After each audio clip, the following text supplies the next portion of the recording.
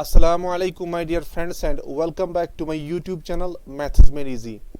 आज के इस वीडियो लेक्चर में हम थ्योरम 6.3 या जिसको हम एंगल सिमिलरिटी क्राइटेरिया के नाम से जानते हैं, इसका आज हम स्टेटमेंट देखेंगे और इसको आज हम प्रूव भी करेंगे। तो वीडियो को एंड तक ज़रूर देखें। आपको याद होगा प्रीवियस लेक्चर में हमने बात की थी सिमिलरिटी ऑफ ट्रायंगल्स की। वहाँ पे हमने देखा था कि दो ट्रायंगल्स को सिमिलर दिखाने के लिए दो कंडीशंस को फुलफिल करने की ज़रूरत है। पहली कंडीशन यही थी कि दो ट्रायंगल्स सिमिलर तभी हो सकते हैं जब उनके कॉरस्पॉन्डिंग एंगल्स इक्वल होंगे, और नंबर सेकंड कंडीशन यही थी कि जब उनके कॉरस्पॉन्डिंग साइड्स का रेशो सेम होगा, यानी कॉरस्पॉन्डिंग साइड्स प्रोपोर्शनल होंगे। तो इस थ्योरम के हिसाब से अगर सिर्फ पहली कंडीशन सेटिस्फाई होती है, यानी अगर दो ट्रायंगल्स में सिर्फ कॉरस्पॉन्डिंग एंगल्स इक्वल होंगे, तब जो दूसरी कंडीशन है वो खुद ब खुद फुलफिल हो जाएगी और हम ये कह सकेंगे that the two triangles are similar. तो यही हमें आज प्रूव करना है इस थ्योरम में। तो स्टेटमेंट है if in two triangles corresponding angles are equal, then that means their corresponding sides are in the same ratio, that is proportional, and hence the two triangles are similar. तो सबसे पहले given लिखेंगे। Given हमारे पास क्या है? तो हमारे पास दो ट्रायंगल्स हैं,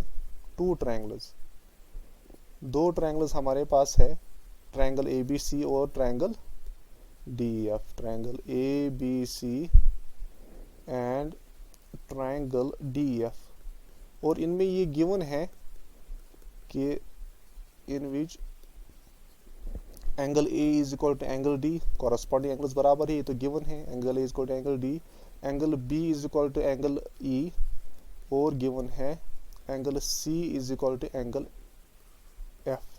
ये हमें गिवन है। क्लियर? तो अब हमें प्रूव करने की क्या जरूरत है? हमें ये प्रूव करना है कि द साइड्स आर प्रोपोर्शनल। उसके लिए हम क्या करेंगे? हम एक पॉइंट लेंगे, सपोज इसका नाम हम रखेंगे यहाँ पे एल, और यहाँ पे भी और एक पॉइंट लेंगे सपोज एम। इन दोनों को मिला के एक हम लाइन ड्रा करेंगे एल एम। ये पॉइंट्स हम इस तरीके से लेंगे ताकि जो ए बी और डी एल की लेंथ वो सेम होगी और ए सी और डी एम की लेंथ सेम होनी चाहिए। तो कंस्ट्रक्शन में हम लिखेंगे मार्क पॉइंट्स, दो पॉइंट्स हमने मार्क किए L and M on sides. L हमने मार्क किया साइड डी पे, और जो दूसरा वाला पॉइंट है वो हमने डी एफ पे मार्क किया रेस्पेक्टिवली। और ये इस तरीके से हमने मार्क किया such that D A B is equal to D L and second one AC is equal to DL. Clear? AB is equal to DL और AC is equal to DL. अब देखो हम प्रूव कैसे करेंगे, proof कैसे देंगे इसका, बस ध्यान रखिए। तो सॉल्यूशन प्रूफ पे आते हैं। अभी मैंने बोला AB और DL बराबर है, AC और DM बराबर है, और ये भी गिवन है कि एंगल ए और एंगल डी बराबर है। ठीक है ना? अगर आप गौर से देखो in these two triangles, in triangle A B C और triangle D L M, A B is equal to D L by construction, angle A is equal to angle D, ये गिवन है, and number third A C is equal to D M, therefore the two triangles are congruent. तो पहले इनको हम congruent दिखाएंगे। So in triangle A B C and जो दूसरी वाली है डी एल एम, इनमें क्या है? AB is equal to DL by construction. Number second, angle A is equal to angle D. Why? ये तो given है हमको. And number third, AC is equal to DM by construction AB. Clear? So which implies the two triangles must be congruent. In a triangle ABC must be congruent to triangle DLM. कौन सा criteria हमने इस्तेमाल किया? देखो, side angle side. So using SAS congruency rule. Clear? जब ये congruent है इसका मतलब the corresponding angles must be equal. अगर आप गौर से देखोगे जो ये वाला एंगल है एंगल बी और जो ये वाला एंगल है ये बराबर है, लेकिन गिवन है हमारे पास कि एंगल बी और एंगल ई बराबर है, जो मैंने स्टार्टिंग में ही लिखा यहाँ पे, है ना। सो विच एम्प्लाइज, पहले मैं लिखूंगा यहाँ पे एंगल बी बराबर होगा एंगल डी एल एम के बराबर, because of CPCT corresponding parts of congruent triangles are equal. जब ये कॉन्ग्रुएंट है ये दो ट्रायंगल्स, इसका मतलब इनके कॉरेस्पॉन्डिंग पार्ट्स इक्वल होंगे। इसका मतलब एंगल बी और ये जो वाला ये वाला एंगल है इन्हें एंगल DLM ये बराबर होंगे। बट एंगल बी तो ऑलरेडी गिवन है, ये तो एंगल ई के बराबर है ना, ये तो गिवन है। From these two what we can deduce, देखो इन दो इक्वेशंस में लेफ्ट हैंड साइड दोनों का बराबर है, इसका मतलब इनका राइट हैंड साइड भी बराबर होगा, which implies angle DLM is equal to angle E. Clear? तो अगर आप डायग्राम में देखोगे ये दो एंगल्स अब बराबर हैं, लेकिन अगर आप गौर से देखोगे these are actually corresponding angles, है ना। देखो LM और EF दो लाइन सेगमेंट्स हैं, and this LE will act as transversal, or we can say DE will act as transversal. So these are corresponding angles. और जब corresponding angles equal होते हैं, that means the lines must be parallel. ठीक है ना? इसका मतलब क्या है? जो लाइन LM है, it must be parallel to what? It must be parallel to EF. तो हम लिखेंगे यहाँ से, so which implies LM is parallel to EF because the corresponding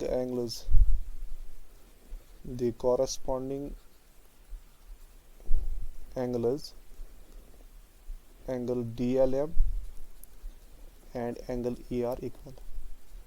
जब ये इक्वल होंगे इसका मतलब these must be पैरेलल। ठीक है? जब ये पैरेलल है तो आप गौर से देखो, चलो नेक्स्ट डायग्राम में दिखाता हूँ। इसका मतलब LM is parallel to EF।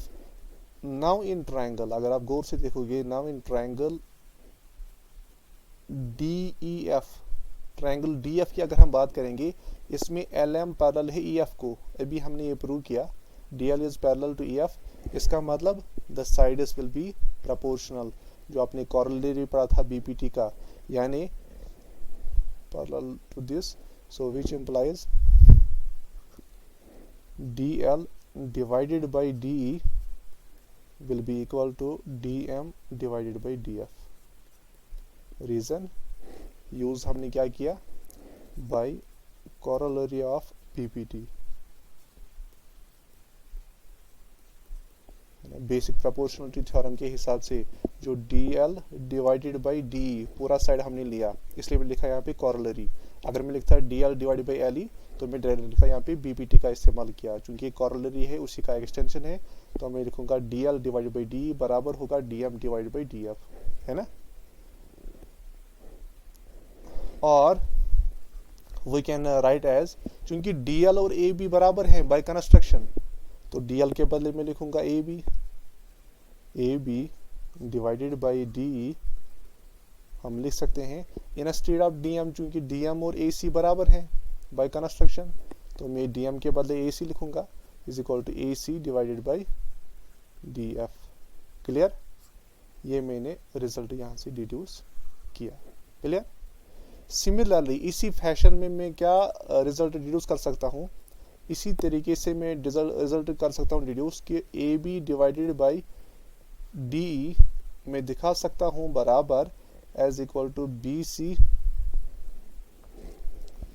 Divided by EF। जिस तरीके से मैंने ये दिखाया कि AB डिवाइडेड बाय DE बराबर है AC डिवाइडेड बाय DF, इसी तरीके से मैं ये दिखा सकता हूँ that AB divided by BC, इस वक्त ये वाला साइड बराबर होगा BC डिवाइडेड बाय EF। ठीक है ना। तो इसका मतलब अगर हम दोनों को कंबाइन करेंगे, इसको हम नाम रखेंगे first and we can name it as second. From these two equations what we have, so from first and second first and second, we get what we get, हमें मिला result A B divided by D is equal to B C, ये वाला result है, ठीक है ना, B C divided by E F that is equal to A C divided by D F, ठीक है। तो यही तो हमें चाहिए, that means sides are proportional, corresponding sides का रेशो सेम है, ए बी का जो कॉरेस्पॉन्डिंग साइड है that is here what D, ये पूरा साइड, इसी तरह से जो दूसरा साइड है बी सी यहाँ पे और इसका कॉरेस्पॉन्डिंग साइड ई एफ, इस तरह से इसका कॉरेस्पॉन्डिंग जो थर्ड वाला साइड है ए सी, इसका कॉरेस्पॉन्डिंग साइड डी एफ, इनका रेशो सेम है, that means they are proportional. यही तो हमें प्रूव करना था। इसका मतलब इन दो ट्रायंगल्स में ऑलरेडी गिवन है कॉरेस्पॉन्डिंग एंगल्स तो बराबर हैं, अब साइड्स भी प्रोपोर्शनल हैं, इसका मतलब the two triangles are similar. Clear? तो ये था angle angle angle similarity criteria. तो फिर से सुनो क्या हमने ओवरऑल किया। अगर आप ओवरऑल देखोगे रिजल्ट हमने किस तरीके से इसको प्रूव किया। सबसे पहले हमने एक लाइन ड्रा की एल एम, ये हमने इस तरह से ड्रा की ताकि जो ए बी और डी एल की लेंथ वो बराबर है, ए सी और डी एम की लेंथ वो बराबर है। उससे हमने क्या किया, इन दो ट्रायंगल्स को कॉन्ग्रुएंट दिखाया। जब कॉन्ग्रुएंट दिखाया by C P C T, ये वाला एंगल और ये वाला एंगल, एंगल बी और एंगल एल बराबर आ गए, लेकिन एंगल बी और एंगल ई खुद बराबर हैं, गिवन है। इसका मतलब ये दो एंगल्स बराबर हैं, but these are actually corresponding angles, that means L M must be parallel to E F. Now applying the B P T in the triangle D F, we can deduce that dl divided by d is equal to dm divided by df, लेकिन dl के बदले हम लिख सकते हैं ab, so ab by d is equal to ac by df। इस तरह से हम दूसरा रिजल्ट हमने डिड्यूस किया और हमें रिजल्ट मिला that the sides are proportional, जो कि हमें नीड थी, जो हमें प्रूव करना था। और इस तरीके से हम ये कह सकते हैं कि अगर दो ट्रायंगल्स में सिर्फ कॉरेस्पॉन्डिंग एंगल्स इक्वल होंगे, then that means the corresponding sides will be proportional and hence the two triangles will be similar। अच्छा, और एक बात जो यहाँ पे गौर करने के लायक है, अब ये भी जरूरी नहीं है कि आप तीनों के तीन एंगल को बराबर दिखाएं या आपको ये गिवन हो कि तीनों के तीन एंगल बराबर हैं, क्योंकि अगर दो ट्रायंगल्स में इतना सा गिवन है कि एक ट्रायंगल के दो एंगल बराबर है, दूसरे ट्रायंगल के दो एंगल्स के बराबर, क्योंकि बाय एंगल सम प्रॉपर्टी हम ये प्रूव कर सकते हैं कि उनका थर्ड एंगल भी बराबर है।